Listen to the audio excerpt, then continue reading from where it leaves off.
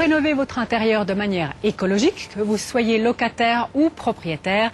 Chaque mardi, vous avez rendez-vous avec notre feuilleton de l'été d'écologie. Deuxième épisode aujourd'hui, un plaidoyer pour un matériau devenu hyper simple à poser, démonstration à l'appui. Le lino n'est plus ce qu'il était et c'est tant mieux.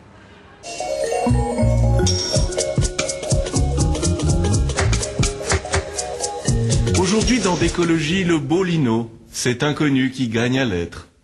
Ah qu'il est beau lino. Enfin c'est ce qu'elles disent. Alors Conrad, aujourd'hui on va parler linoléum. Alors moi je pense que je suis un peu comme beaucoup de gens.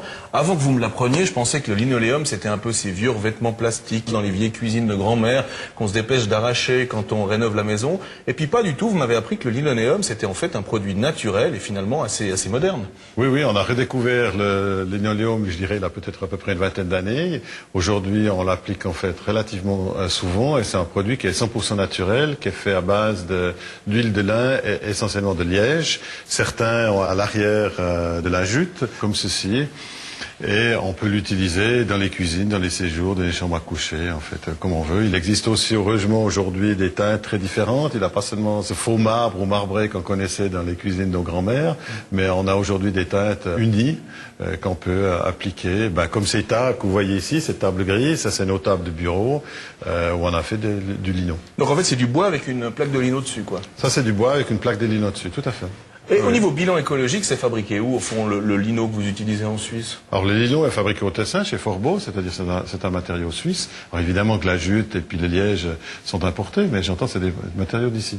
Alors là, à ce stade, faut bien dire qu'il ne faut pas confondre linoléum et PVC, en fait, ce revêtement plastifié qu'on voit souvent, qui, lui, n'est pas du tout un produit naturel.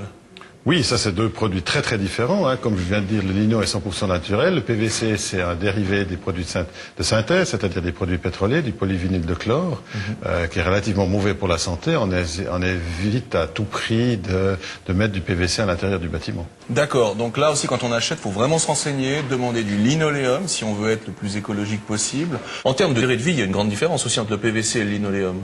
Alors on a des linos qui ont 50 ans, voire même plus. J'espère que ceux qu'on met aujourd'hui le tiendront aussi. Les sols en PVC, s'ils tiennent 10 ans, c'est déjà pas mal. Mais alors pourquoi on ne met pas que du lino au fond? C'est beaucoup plus cher que le PVC ou... Alors le lino est un petit peu plus cher que le PVC au niveau de la fabrication. La pose est la même dans les deux matériaux. Donc il va durer plus longtemps, il est écologique. Donc au fond, pourquoi s'en priver, quoi?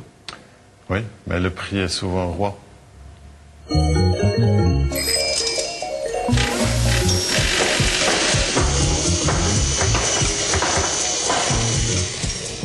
Alors Alisha, nous voici au ras du sol pour cette rubrique linoléum aujourd'hui. Donc on a vu avec Conrad que le linoléum c'est un produit naturel.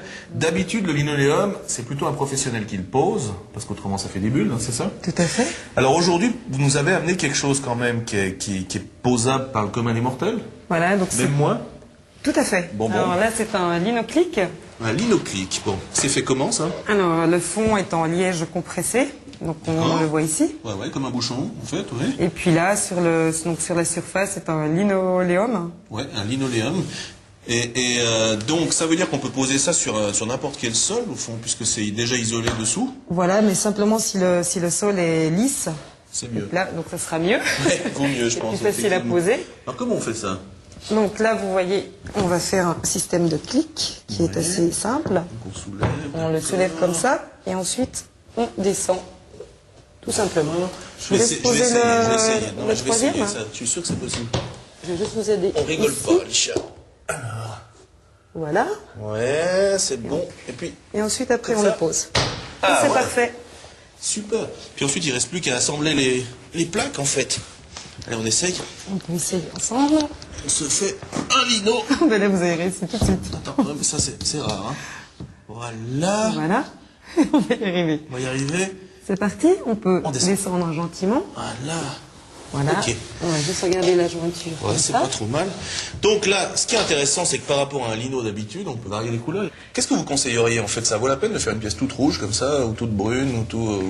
On peut le faire, mais je le conseillerais peut-être pas forcément, parce que c'est une couleur quand même très agressive. Je jouerais plutôt sur les couleurs claires, et puis mettre quelques touches colorées. De rouge comme ça, de loin en loin, pour que ça soit joli, c'est assez génial.